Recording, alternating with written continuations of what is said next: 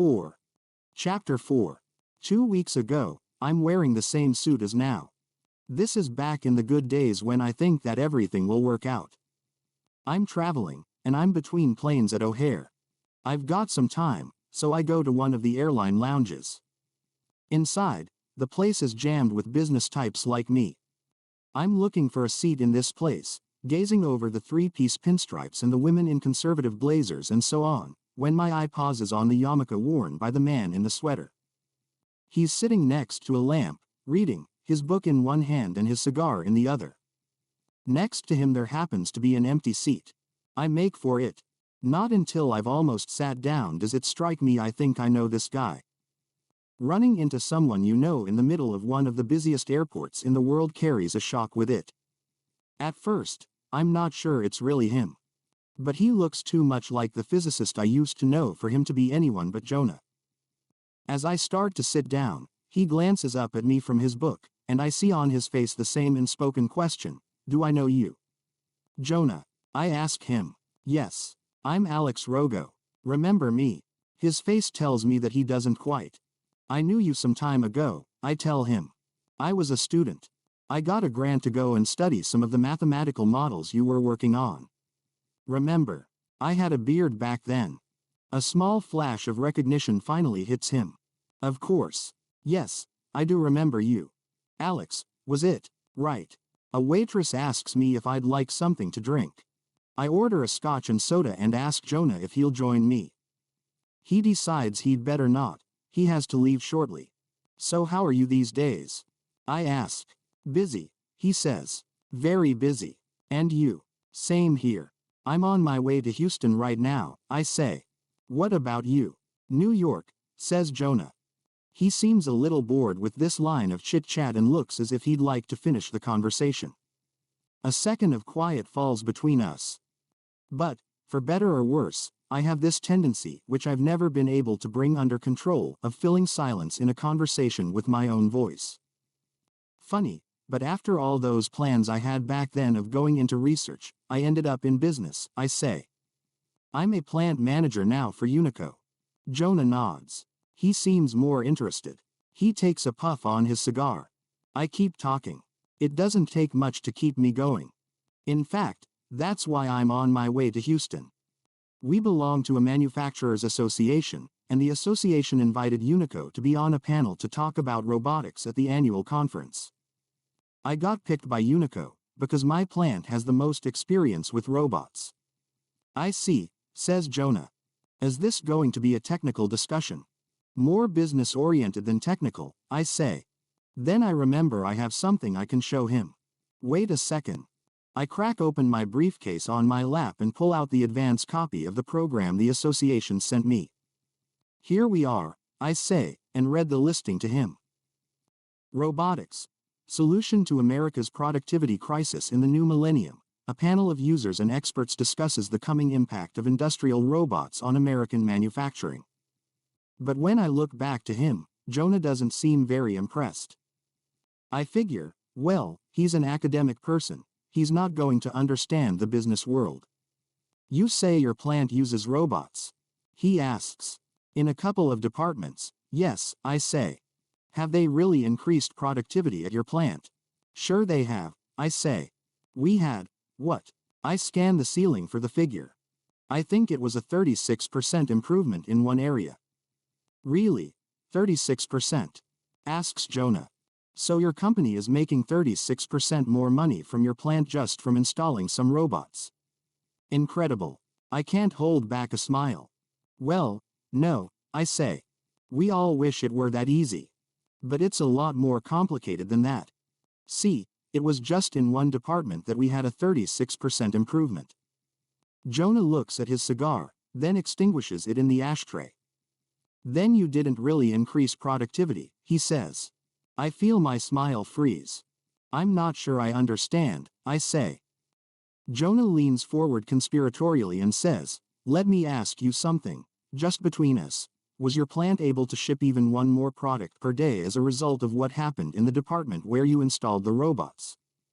I mumble, "Well, I'd have to check the numbers." "Did you fire anybody?" he asks. I lean back, looking at him. What the hell does he mean by that?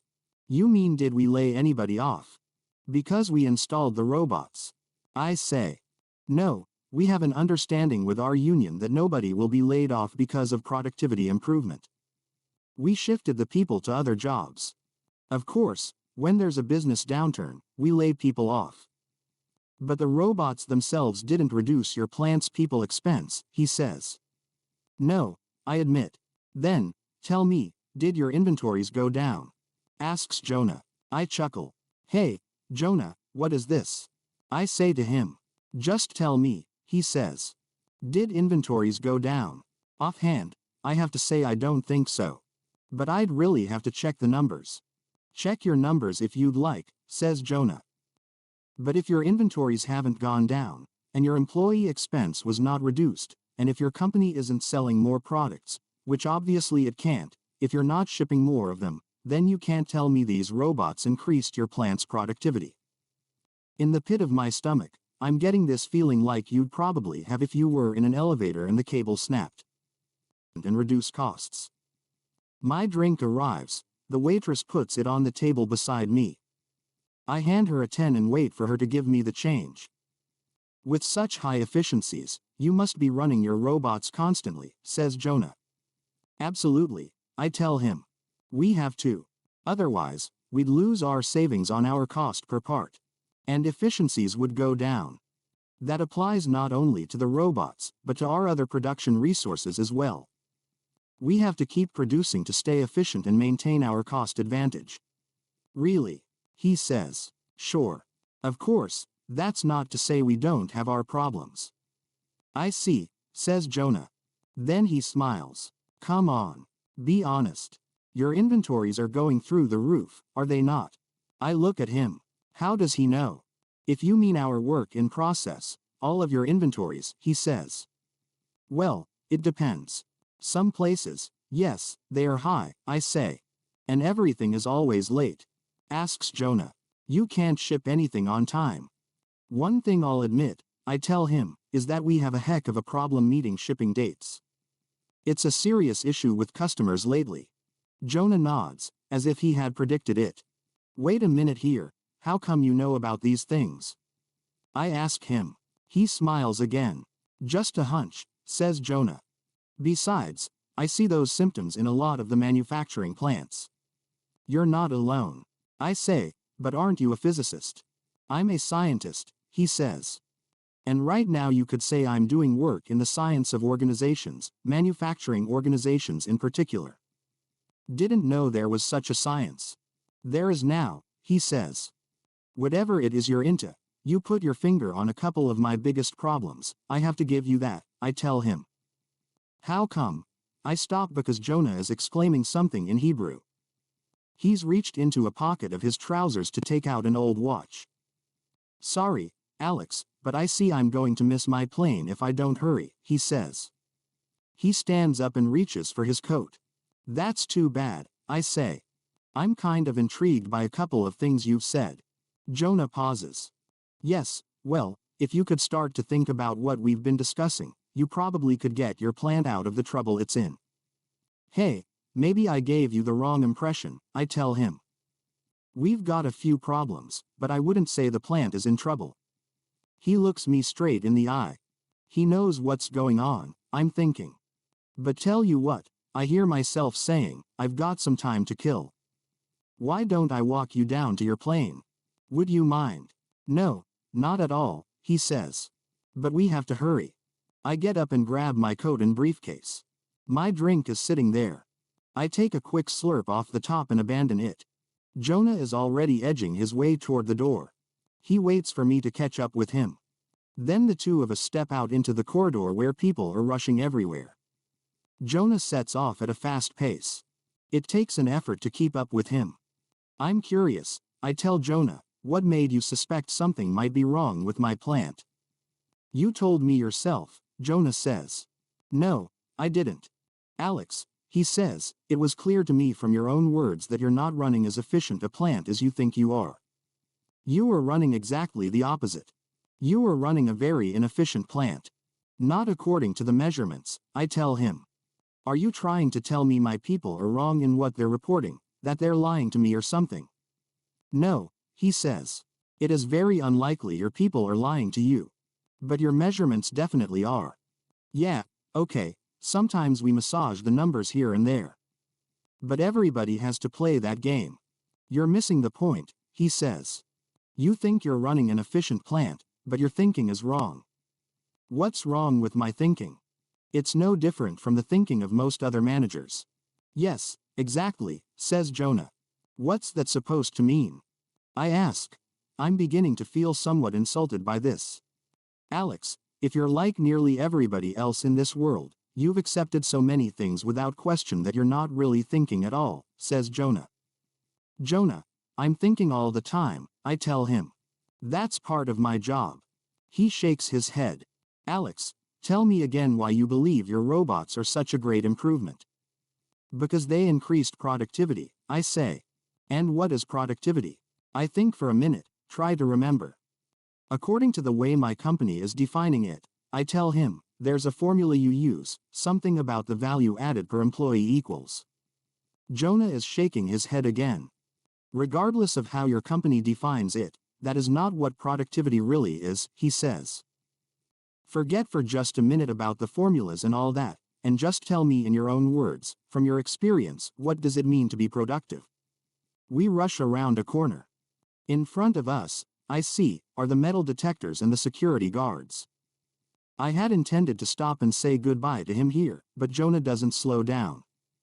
Just tell me, what does it mean to be productive? He asks again as he walks through the metal detector. From the other side he talks to me. To you personally, what does it mean? I put my briefcase on the conveyor and follow him through. I'm wondering, what does he want to hear? On the far side, I'm telling him, well, I guess it means that I'm accomplishing something. Exactly, he says. But you are accomplishing something in terms of what? In terms of goals, I say. Correct, says Jonah. He reaches under his sweater into his shirt pocket and pulls out a cigar. He hands it to me. My compliments, he says. When you are productive you are accomplishing something in terms of your goal, right? Right, I say as I retrieve my briefcase. We're rushing past gate after gate. I'm trying to match Jonah stride for stride. And he's saying, Alex, I have come to the conclusion that productivity is the act of bringing a company closer to its goal. Every action that brings a company closer to its goal is productive. Every action that does not bring a company closer to its goal is not productive. Do you follow me? Yeah, but, really, Jonah, that's just simple common sense, I say to him. It's simple logic is what it is, he says. We stop. I watch him hand his ticket across the counter. But it's too simplified, I tell him. It doesn't tell me anything. I mean, if I'm moving toward my goal I'm productive and if I'm not, then I'm not productive, so what? What I'm telling you is, productivity is meaningless unless you know what your goal is, he says. He takes his ticket and starts to walk toward the gate. Okay, then, I say. You can look at it this way. One of my company's goals is to increase efficiencies. Therefore, whenever I increase efficiencies, I'm being productive. It's logical. Jonah stops dead. He turns to me. Do you know what your problem is? He asks me. Sure, I say. I need better efficiencies. No, that is not your problem, he says. Your problem is you don't know what the goal is. And, by the way, there is only one goal, no matter what the company. That stumps me for a second. Jonah starts walking toward the gate again. It seems everyone else has now gone on board. Only the two of us are left in the waiting area. I keep after him. Wait a minute. What do you mean, I don't know what the goal is? I know what the goal is, I tell him. By now, we're at the door of the plane. Jonah turns to me. The stewardess inside the cabin is looking at us. Really? Then, tell me, what is the goal of your manufacturing organization? He asks. The goal is to produce products as efficiently as we can, I tell him. Wrong, says Jonah. That's not it. What is the real goal? I stare at him blankly.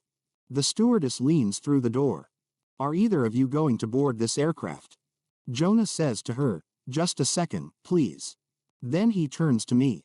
Come on, Alex. Quickly. Tell me the real goal, if you know what it is. Power, I suggest. He looks surprised. Well, not bad, Alex. But you don't get power just by virtue of manufacturing something. The stewardess is pissed off. Sir, if you're not getting on this aircraft, you have to go back to the terminal, she says coldly. Jonah ignores her. Alex, you cannot understand the meaning of productivity unless you know what the goal is. Until then, you're just playing a lot of games with numbers and words. Okay, then it's market share, I tell him. That's the goal, is it? He asks. He steps into the plane. Hey, can't you tell me? I call to him.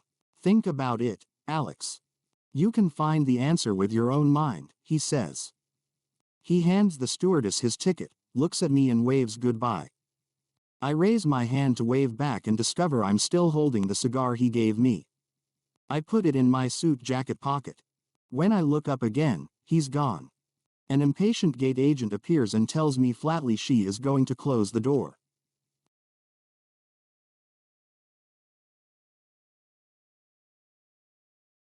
Like, comment, share, subscribe our channel for more videos.